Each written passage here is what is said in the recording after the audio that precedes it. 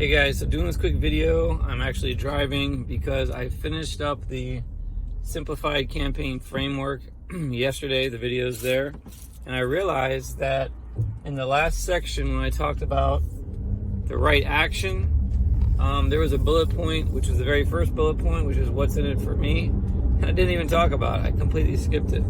So I wanted to make sure I did this morning when it's still early, so I don't forget.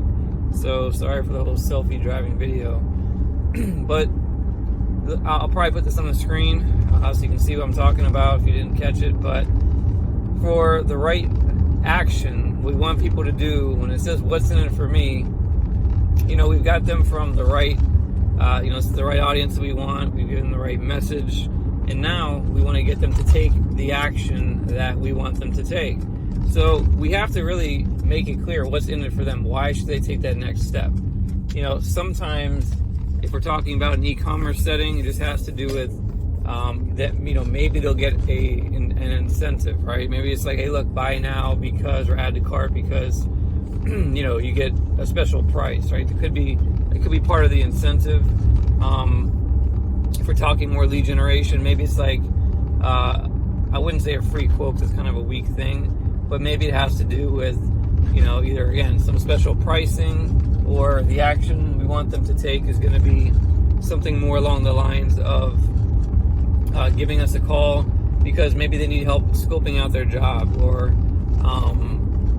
talking to an expert. Or basically the whole point is, and it's, honestly, you kind of have to boil this down to a very simple thing, which may not be the actual call to action or the button, but a result that they will get from doing so.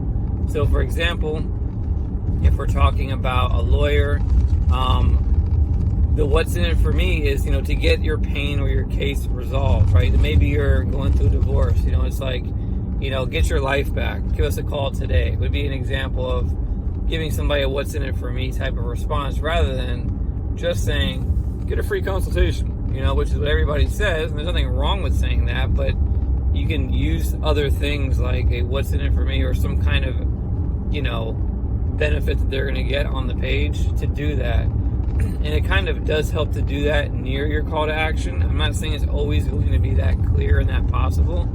Hopefully you've built up that in your message on the page, in your copy, in your ads, where possible. But, the main point is, once somebody's gone through your message, they're on your landing page, your e-commerce site, whatever, remind them or make sure there is very clear why they should take that next action. If you're doing like any kind of coaching or seminars or, online training, things like that, then it can be very, very simple to talk about the results that they're going to get, what they're going to learn, things like that. And that can be pretty powerful because, again, depending on where the person is, they may or may not have read everything on your page. Maybe they're not really clear. And when you're asking them to take that next step, sometimes it's good just to remind them what they're going to get.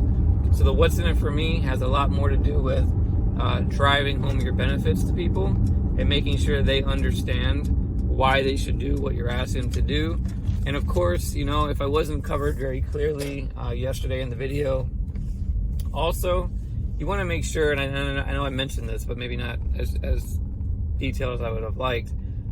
You also want to just make sure that what you're asking them is not too much for where they are in your process, right? If you're asking them to, drop a credit card for $3,000 and they have no clue who you are yet, or they don't have that trust built up, it's probably not going to happen. Very unlikely that that's going to happen.